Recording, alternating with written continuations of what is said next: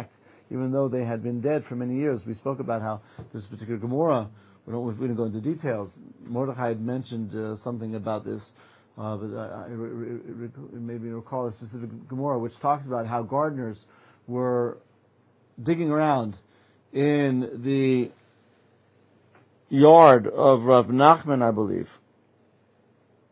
When was this? In Talmudic times. The highway that was built, and there was a holy tzaddik that was buried on the highway. And a lot of in the way of the highway. So they had to move, so like spies or whatever, Jewish spies, they came and they did a secret mission to take him out and bury him somewhere else. And when they opened it, it was fully preserved. Mm-hmm. Yeah, there are other recorded instances like that in relatively modern times, in Europe and in North Africa and other places. Holy righteous individuals who, for whatever reason, had to have their bodies exhumed and buried elsewhere were seen to be relatively intact for people who had been buried for hundreds of years. Shoma HaBrit is one of them, right? If you Shoma HaBrit, you don't decay. Yeah, but not only that, but that's one of the very important ways in which a person preserves his righteousness.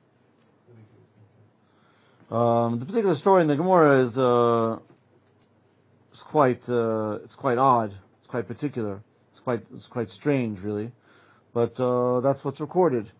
That these gardeners were digging in the ground, and they heard a voice from under the ground, and they went and they called.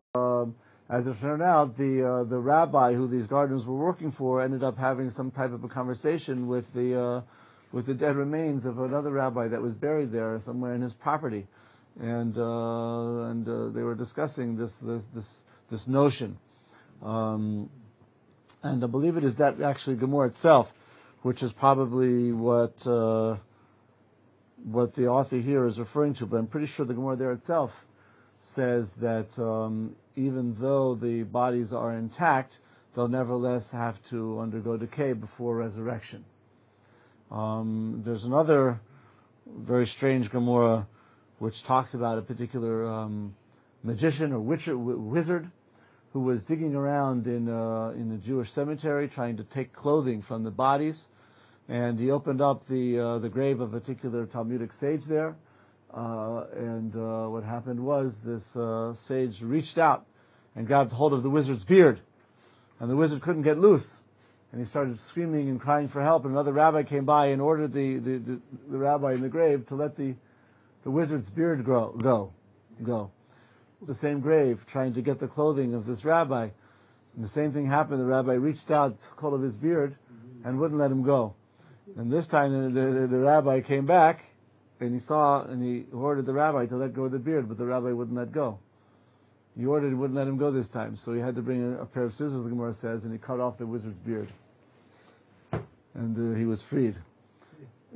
It's kind of a strange Gemara, but apparently, there was something about magic and witchcraft and wizardry, necromancy, which involved, enclothing oneself with the garments of the dead.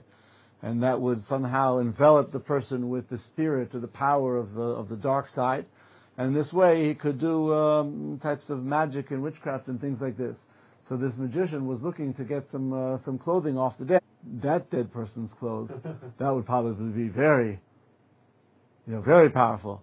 And the implication is he came by next year, maybe it was the rabbi's yahrzeit, and he came back to try again.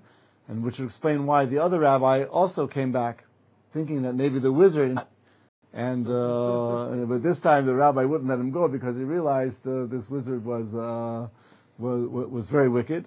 So the only way he could get loose is if the rabbi, like I said, cut off his beard, which was number one, very embarrassing and belittling to the wizard. But two, it was a way of kind of saying, may his force be cut off. His powers are gone. Yes, his powers are gone.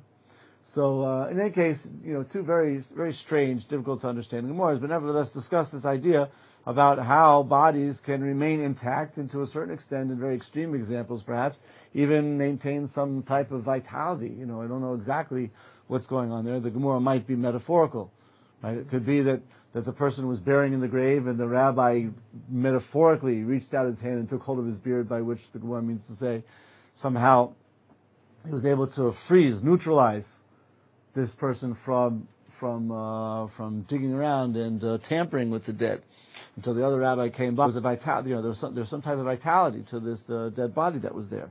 It turns out, according to this, or what I'm describing until now, that even those bodies of the righteous who remain intact will nevertheless need to be temporarily decomposed in order to be resurrected. And the same thing is true not only of those who are dead, but whose bodies remain intact, but it applies to even those who are alive at the time of resurrection as well. They will have to die instantaneously, and those of the people who are alive at the time of the onset of resurrection that will merit the resurrection will therefore merit to be resurrected. But in either case, the body will have to decompose and be resurrected anew. Why is that?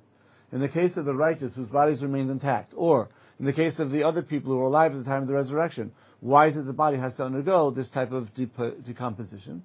The